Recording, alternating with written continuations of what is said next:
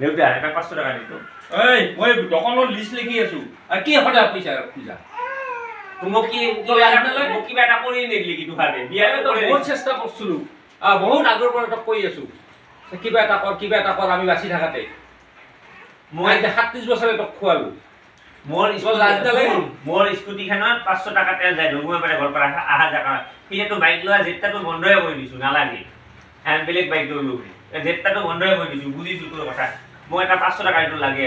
নাই নৰো মই এই মায়েকে বিয়াত বদমাইছ মই আগতেই কৈছিলো চাগে তই বিয়া পাতি দিবা নালাগে না হাতত এডাল লাঠি তুলি দিম তেও আমি মৰি গেলি কি কৰব আজি তো ভৰি দিছো নাই দিবা নৰো আজি দিবা লাগে মোটা মানি মগত পইচা ভৰ্তি হৈ থাকে মোৰ মনটা ভাল লাগি থাকে ৰে ভাল লাগবো তো পইচা থাকলে ভাল লাগবে এখানে কাম কৰব লাগে হন কাম কি পা নাই মই কাম নকৰলে কত পইচা পাম কি কাম পা নাই মই মনে বিচৰা কাম পা নাই কাপোৰ দোকান খুলছি পইচা পাই যাব দোকান কম মই অঙ্ক কৰিমে তো পেনশনৰ পইচা কিটা দি খাই আছো নহয় মোক আজি 500 টাকা তো লাজ নালাগে মোৰ কথাটা শুন মোক আজি 500 টাকা দি মোৰ দুটা হাফেন কিনবা আছে আৰু বাকি তেলখিনি ভৰে খবৰটা লৈ আহো কি খবৰ লবি কামৰ খবৰ লৈ আহো এখন 500 টাকা দিবি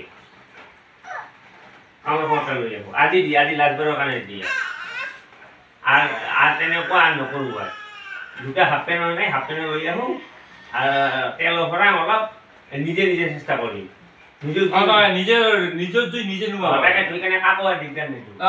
আতর চিন্তা নাই আমি বাঁচি থাকা পর্যন্ত চিন্তা নাই কিন্তু আমি থাকাতে তই মানে হরির নাম নলাগিও